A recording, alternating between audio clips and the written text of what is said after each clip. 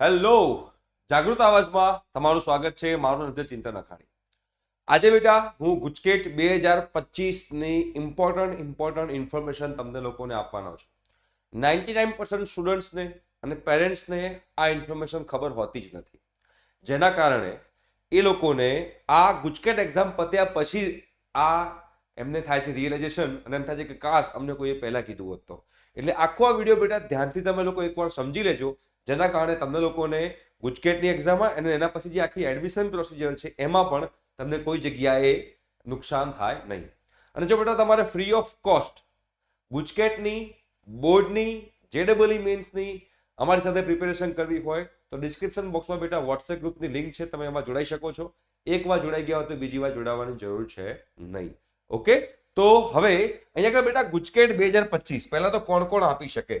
આજે ગુજકેટ 2025 જે છે એ કોણ કોણ આપી શકશે? ઘણા બધા લોકોને ડાઉટ હોય છે. તો બધા જ લોકો જે છે ગુજરાત બોર્ડ, CBSE બોર્ડ, બધા જ બોર્ડના સ્ટુડન્ટ જે છે ગુજકેટ 2025 જે છે એ આપી શકશે.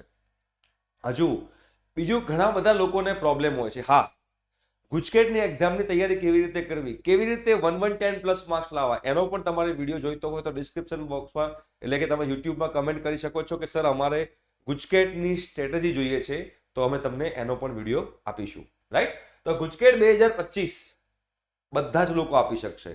હજુ ઘણા બધા લોકોને એવો ડાઉટ છે કે ગુજકેટના પર્સન્ટાઇલ અને બોર્ડના પર્સન્ટાઇલમાં 60-40 નો રેશિયો છે, એટલે કે 60% બોર્ડના પર્સન્ટાઇલ ગણાશે અને 40% ગુજકેટના પર્સન્ટાઇલ ગણાશે. બેટા એવું નથી, બંનેના 50-50 પર્સન્ટાઇલ ગણાય છે. અને એમાં પણ તમે જ્યારે બોર્ડ એક્ઝામ આપશો ત્યારે એમાં ફિઝિક્સ, કેમેસ્ટ્રી, મેથ્સના થિયરી પર્સન્ટાઇલ, પ્રેક્ટિકલ બી નહીં ગણાય. ફિઝિક્સ, કેમેસ્ટ્રી, મેથ્સ 3 સબ્જેક્ટના થિયરી પર્સન્ટાઇલ, યા તો ફિઝિક્સ, કેમેસ્ટ્રી, બાયોલોજી 3 સબ્જેક્ટના થિયરી પર્સન્ટાઇલ છે એ જ ગણાશે. એટલે ફોર એક્ઝામ્પલ તમને લોકોને જો ફિઝિક્સ, કેમેસ્ટ્રી, મેથ્સના થિયરી પર્સન્ટાઇલ 90 છે અને ગુજકેટના જે પર્સન્ટાઇલ છે એ 70 છે, તો આના જે 50% થાય 45 પર્સન્ટાઇલ, આના જે 50% થાય 35 પર્સન્ટાઇલ, આ બંનેનું તમારે એડિશન કરવાનું એટલે તમારા ફાઇનલી બનશે 80 પર્સન્ટાઇલ. પર્સન્ટેજની વાત નથી કરી રહ્યો બેટા, પર્સન્ટાઇલની વાત કરી રહ્યો છું. તો આના કારણે તમે સમજી શકો છો કે ગુજકેટનું મહત્વ કેટલું બધું છે. ઘણા બધા સ્ટુડન્ટ્સ બોર્ડની એક્ઝામ પતે એટલે રિલેક્સ થઈ જાય છે અને કહે છે કે ગુજકેટમાં તો ફોડી લઈશું, પણ એવું નથી હોતું. ગુજકેટમાં ઓછા માર્ક્સ આવવાના કારણે એમના બેટા પર્સન્ટાઇલ ઓછા બને છે, જેના કારણે એ લોકોને સારો રેન્ક આવતા આવતા રહી જાય છે અને પછી આપણને સારી કોલેજ કે સારી બ્રાન્ચમાં એડમિશન મળતું નથી. એટલે આ વસ્તુ ઘણા બધા લોકોને ખ્યાલ નથી હોતી. બીજી વાત, ગુજકેટનો સિલેબસ. આ ગુજકેટનો જે સિલેબસ જે છે એ ગુજકેટનો syllabus only and only 12th standard છે. 11th સ્ટાન્ડર્ડમાંથી કંઈ જ આવશે નહીં. 12th સ્ટાન્ડર્ડમાં તમે જો NCERT કરી લીધી હોય તો આના સિવાય તમારે બીજું કંઈ જ કરવાની જરૂર નથી. રાઈટ? તો સિલેબસ બી ઘણા બધા સ્ટુડન્ટ્સનો ડાઉટ હોય છે, તો આ હવે તમને ક્લિયર થઈ ગયું હશે. એના પછીની વાત તમને કહીએ કે નેગેટિવ માર્કિંગ છે બેટા, ગુજકેટની અંદર નેગેટિવ માર્કિંગ છે. હવે નેગેટિવ માર્કિંગથી કેવી રીતે બચવું એ પણ તમારે જાણવું હોય તો કમેન્ટ બોક્સમાં કમેન્ટ કરજો બેટા. આ બધી વસ્તુમાં અમે તમને લોકોને ગાઈડ કરશું. નેગેટિવ માર્કિંગ કેવી રીતે છે? તો 0.25 નું નેગેટિવ માર્કિંગ છે. તમે સમજી શકો છો કે ફોર એક્ઝામ્પલ એક સ્ટુડન્ટ એ છે, ધ્યાનથી સમજવું આ વસ્તુ. એક સ્ટુડન્ટ એ છે અને બીજું જે છે એ સ્ટુડન્ટ બી છે. એક સ્ટુડન્ટ એ છે અને બીજો સ્ટુડન્ટ બી છે. આને 5 ક્વેશ્ચન છે, 1 2 3 4 5, 5 સ્ટુડન્ટ છે. અહીંયા પણ 5 સ્ટુડન્ટ છે, 1 2 3 4 5, મતલબ 5 ક્વેશ્ચન છે. આના પહેલો ક્વેશ્ચન સાચો છે, પહેલો ક્વેશ્ચન સાચો છે, બીજો ક્વેશ્ચન સાચો છે, ત્રીજો ક્વેશ્ચન સાચો છે, ચોથો ક્વેશ્ચન ને પાંચમો ક્વેશ્ચન ખોટો પડી ગયો. એને એટેમ્પ કર્યો પણ ખોટો પડી ગયો, તો આનો બેટા 1 માર્ક ગણાશે, આનો 1 માર્ક ગણાશે, આનો 1 માર્ક ગણાશે, આનો 1 માર્ક ગણાશે. અહીંયા આગળ -0.25 થઈ જશે, તો ટોટલ એના થશે 3.75 માર્ક્સ. રાઈટ? હવે અહીંયા બીજો સ્ટુડન્ટ બી છે જેને 1 2 3 4 સાચા થયા. પાંચમો જે ક્વેશ્ચન છે એને ખબર નહોતી, એને એક્ઝેક્ટલી આઈડિયા નહોતો, તો એને શું કર્યું? એને એટેમ્પ જ ના કર્યો કે મને હું શ્યોર નથી, તો એને એટેમ્પ જ ના કર્યો. તો આનો 1 માર્ક, આનો 1 માર્ક, આનો 1 માર્ક, આનો 1 માર્ક, આના 0 માર્ક, તો આના થઈ ગયા 4 માર્ક્સ. જો બેટા આના 4 સાચા પડ્યા, એક ખોટો પડ્યો તો 3.75 માર્ક્સ. આના 4 સાચા પડ્યા, એક એટેમ્પ ના કર્યો તો એના 4 માર્ક્સ થયા. તો આ વિદ્યાર્થી જે છે આના કરતા આગળ નીકળી ગયો. આ સ્ટુડન્ટના વધારે માર્ક્સ આવે. અહીંયા આગળ એક માર્ક્સના અડધા માર્ક્સ માટે સ્ટુડન્ટ્સના રેન્ક ઘણા બધા બદલાઈ જતા હોય છે બેટા. તો તમારા લોકોએ બહુ જ આમ ફાઇટ કરવાની છે. 40 થી 50,000 સ્ટુડન્ટ્સ ગુજરાતમાં ગુજકેટની એક્ઝામ આપે છે એવરી યર.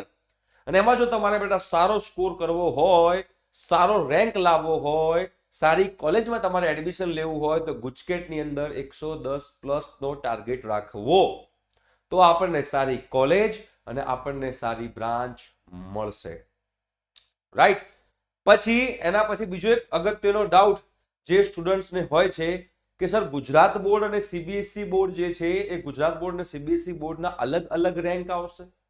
શું જે કોલેજો છે એ કોલેજની અંદર સીબીએસઈ બોર્ડની અલગ સીટ્સ હોય છે, ગુજરાત બોર્ડની અલગ સીટ્સ હોય છે?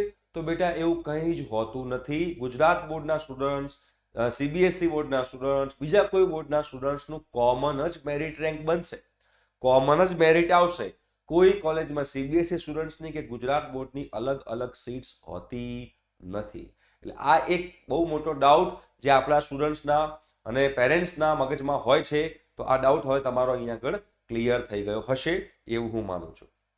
ગુજકેટ એક્ઝામ જે છે બેટા એ તમારી 2 કલાક સવારે 10 થી 12 ની અંદર તમારે ફિઝિક્સ અને કેમેસ્ટ્રી આપવાનું હોય છે, અને સાંજના ટાઈમમાં જે લોકોને મેથ્સ હોય એ લોકોએ મેથ્સ આપવાનું હોય છે, જે લોકોને બાયોલોજી હોય એ લોકોને બાયોલોજી આપવાનું હોય છે. આ ગુજકેટ એક્ઝામ બહુ ટ્રિકી એક્ઝામ છે જેના બેઝ ઉપર છોકરાઓના રેન્ક ડિસાઇડ થતા હોય છે. અમે એવા પણ કેસ જોયા છે કે બોર્ડની અંદર બહુ સારા પર્સન્ટાઇલ હોય, બટ બોર્ડ એક્ઝામ કમ્પ્લીટ થયા પછી વિદ્યાર્થી રિલેક્સ થઈ જાય, અને રિલેક્સ થયા પછી એ લોકોને ગુજકેટની અંદર તકલીફ પડી જાય. તો એવી તકલીફ આપણે નથી પડવા દેવાની, જેના કારણે જ અમે લોકો ગુજકેટની સિરીઝ ચાલુ કરી છે. તમારે બેટા વોટ્સએપ ગ્રુપમાં જોડાવાનું બાકી હોય તો તમે લોકો જોડાઈ શકો છો. આ ગુજકેટની જે એક્ઝામ છે બેટા, ગુજરાત કોમન એન્ટ્રન્સ ટેસ્ટ, બરોબર. હવે આ ગુજકેટમાં જો કોઈ ક્વેશ્ચન ખોટો હોય, ઘણા બધા કહે છે કે સર ક્વેશ્ચન ખોટો હોય તો અમારે શું કરવાનું? પોસિબલ છે. જે લોકો પેપર કાઢે એ લોકોને બી કદાચ ભૂલ થઈ શકે, મિસ્ટેક થઈ શકે. તો ગુજકેટમાં કદાચ જો એમસીક્યુ ખોટો હશે તો તમને એમના માર્ક્સ બોનસલી મળી જશે. કાં તો પછી 119 માંથી કે ધારો કે એક ક્વેશ્ચન ખોટો છે તો 119 માંથી, કાં તો 112 ક્વેશ્ચન ખોટા હોય તો 118 માંથી તમારા માર્ક્સ કન્સિડર થશે. રાઈટ. તો ગુજકેટ એક્ઝામ એ સૌથી ઇમ્પોર્ટન્ટ એક્ઝામ છે, તમારા કરિયર ડિસાઇડિંગ એક્ઝામ છે. જો સારી કોલેજમાં જવું હોય તો આને સિન્સિયરલી લેજો, બરોબર. અને ઘણા બધા સ્ટુડન્ટ્સ ગુજકેટ માટે ડિફિકલ્ટ એમસીક્યુની પ્રેક્ટિસ કરતા હોય છે. ગુજકેટનું જે લેવલ છે એ જેડબલઈ મેન્સ લેવલનું લેવલ નથી. ગુજકેટનું લેવલ બહુ નીચા લેવલનું લેવલ છે. એટલે કે તમે ખાલી એનસીઈઆરટી કરેલી હોય તો પણ વાંધો નહીં આવે. બોર્ડમાં જે તમારા એમસીક્યુ આવે છે એ ટાઈપના જ એમસીક્યુ તમારે એમાં આવશે. જો તમારે જાણવું હોય કે સર ગુજકેટ માટે મારું પ્લાનિંગ કેવું હોવું જોઈએ તો કમેન્ટ બોક્સમાં કમેન્ટ કરજો, આપણે એનો પણ વિડીયો બનાવીશું. ઠીક છે. Thank you so much. By.